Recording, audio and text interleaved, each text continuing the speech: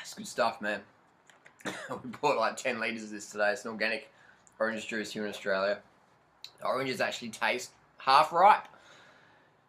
And anyway, so 24-hour mountain bike race. I've finished 8 of them. I've won 2 overall. And I've done the Paris-Brest-Paris, which is obviously the world's longest single-stage race ever. It's 1,243 kilometres. It's in France. It goes from Paris to Brest and back to Paris. I did that, no support, in 51 hours 30 total time.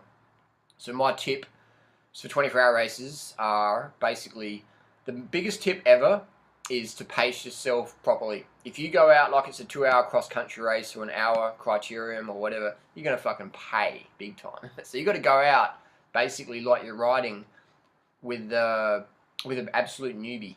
That's basically what you got to do. Just cruising around, just rolling around, talking, and people go, oh no, that's not true, you got to race. And I'll tell you what, man, no one fucking races in a 24-hour race. No one's racing. It looks like you're racing because you might have good technical skills, so you can just rail past someone, but your heart rate's really low.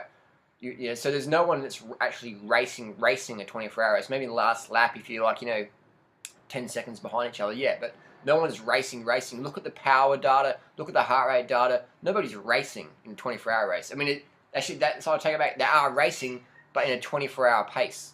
The pace is really light. So you're racing, but it's a 24-hour race. It's not a cross-country 2-hour race or a 1-hour criterium road race. So it's really light stuff, low heart rate.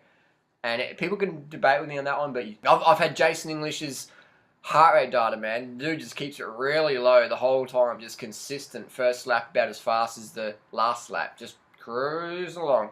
And guys like that with really good technical ability, just fluent the whole way around. Someone like myself, I can climb as good as anyone, but on the downhills, I'm losing a lot of time. I basically give away 4 hours at the start of a cross-country race, 24-hour style, because my technical skills are getting better, but they're not just up to scratch yet. But anyway, so let's cut to the chase. Pacing is the biggest one. Pace.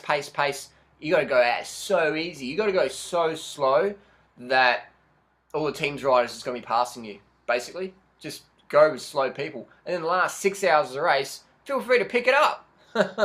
So ride for 18 hours easy, and then smash it for 6 hours if you want. People go, oh, no, I'll do it the other way around. Smash for 6 hours, and then just blow up for 18 hours. Take it from me, man. I've finished 8 24-hour races. I've DNF'd a fair few, but I've actually finished 8 and I've won 2. And I don't use any pills or caffeine or cocaine. I know a lot of guys do. They use the speed pills, Dexies, the cocaine, bit of meth. Some guys are shooting up stuff. And then no judgment on that. I'm just saying, if you're doing a lot of hardcore drugs, then you can sort of go a bit crazy. But even then, you still got to pace yourself. Because I know a lot of guys who do the full-on drugs, both legal and illegal, still bomb out, man, because they got too hard. So you got to pace. Even if you're on speed and meth and cocaine, you got to go at a decent pace. Otherwise, you're going to blow up. You're going to run out of your glycogen, and then it's like game over. So pacing is the biggest thing I can give. For a 24-hour rider, pace. Just go easy. Go so easy you feel like you're going too easy. Basically, that's what you're going to do. So your first lap in a 24-hour race should be as fast as your last one. If it is, then you've paced right. Unless, of course, it starts raining and the course turns to mud. But if it's a dry course, your first lap should be exactly the same as your last lap. Maybe your last lap should be a little bit faster than your first lap. And then you've done even. There's no point going like that with your wattages and heart rate. You want to just have an even. Because if you average, 3 watts per kilo for an hour, and then the next hour you average 2 watts per kilo, and then you're 3 watts per kilo, that's just really going to fuck you up later on in the race. So you want to have like a consistent watts per kilo per hour.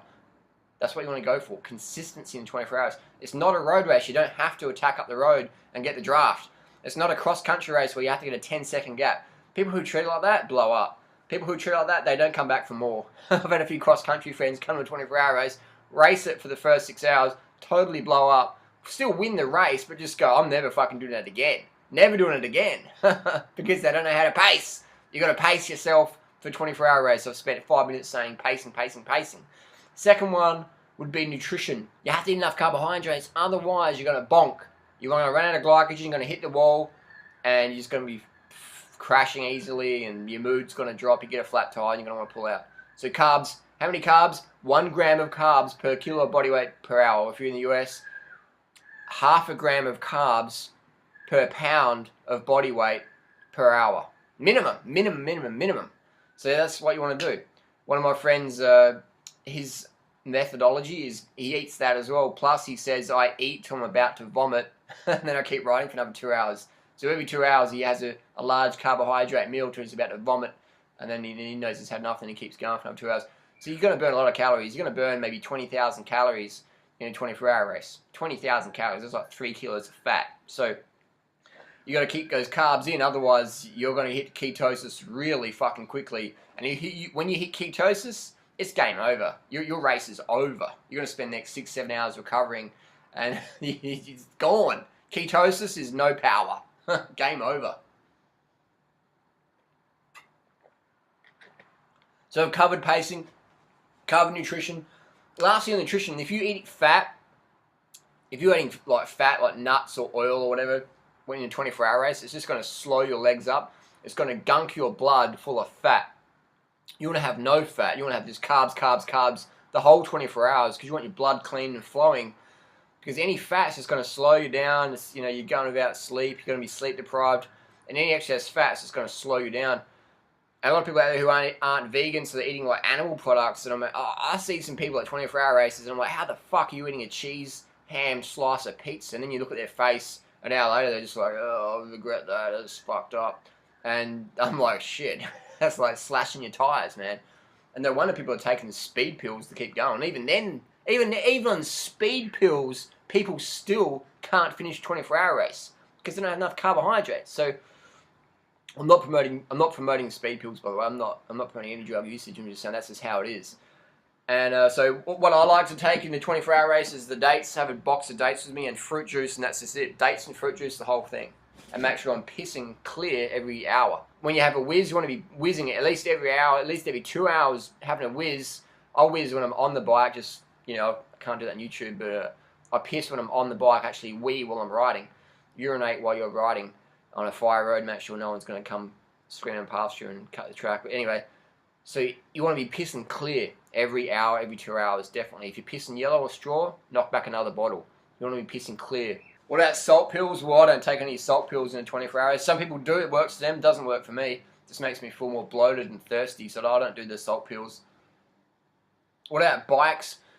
You want to have a bike that you're used to. My recommendation is get a 29er dual suspension. Whatever company you like the feel of, because mountain bikes are all about different geometries and setups and stuff like that. So I like the Specialized Epic, I like the Giant Anthems, they feel good for me. What feels good for you, that's going to be a different thing. But 29er, man, that's just like, that's the ultimate 24-hour machine. 29er Julie, that's the ultimate 24-hour machine. Tire pressure, you sure you know that, 32 PSI, 30 PSI, whatever tires you're used to. And make sure you mark your seat posts and mark your angles on your seat, because often things can slip down. In 24-hour races, things can slip down, you get tendonitis, whatever. So you mark your seat posts with liquid paper pen, mark your cleats, mark your seat posts fore and aft, things like that. Mark your handlebars with some liquid paper, a little liquid paper pen, so then you know if anything slips, you can go back to that.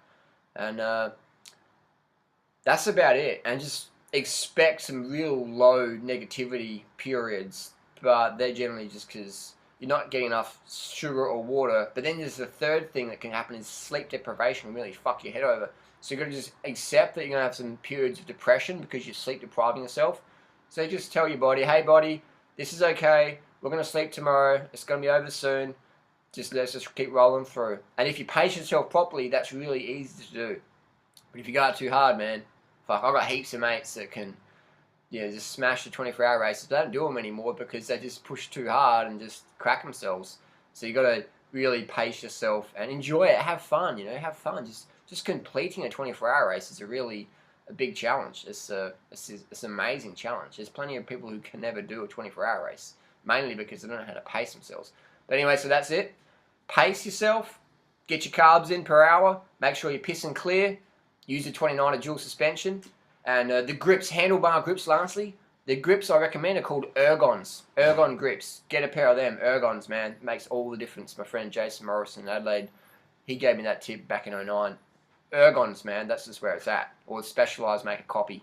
Get those Ergon style groups either way. Post your comments down below. What have you found helpful in your 24-hour racing? And don't forget to like, share, and subscribe if you want to see more of these videos. Thanks for watching. Post your comments and questions down below. I'll see you out there next 24-hour race. Peace.